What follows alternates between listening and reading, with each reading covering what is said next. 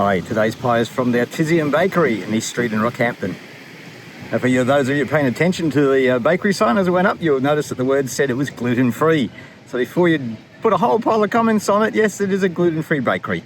And why am I at a gluten-free bakery? Well, basically because my sister and my niece both have severe gluten intolerances, and even myself and my son have minor ones with limitations on how much gluten we can have. So I thought I'll give this a go. I promised her, so let's see what it's like. So it popped out of this little 4 container pretty easily. It's a little bit soft on the bottom, mostly I think because of steaming from sitting in the 4 container. Looks crunchy on the top, nice firmness, a little bit of flake as you might have seen there with blown in the wind. Not too badly joined around the outside, so let's dig in and have a munch.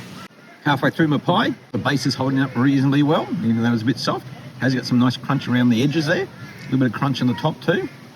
All mince, nice thick mince, got a good flavour to it.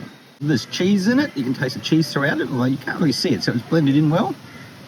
Bacon pieces are far few in between, but when you do hit one, you know you've had a chunk of bacon in there. Finished my pie, I gotta say, not too bad.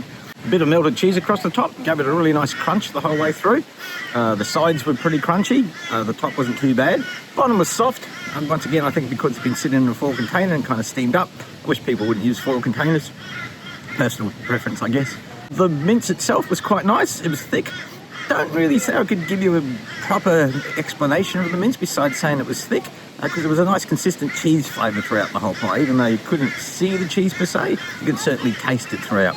In terms of the bacon, little bits of bacon here and there, not enough to my liking for it to be a bacon pie.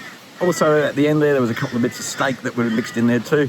I always find that a bit odd, either just be a mince pie or be a steak pie. Don't try and be a poor hybrid in between.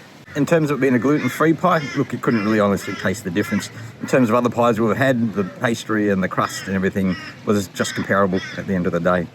Look, I didn't mind it as a pie. It was a bit soft on the bottom, lacking some bacon bits. Did have a nice flavour to it overall, but really I can only just give it a 3. The other thing I will give you a heads up to, they're not cheap. So if you do come for one, expect to dip deep into your pocket. So until next time, enjoy munching.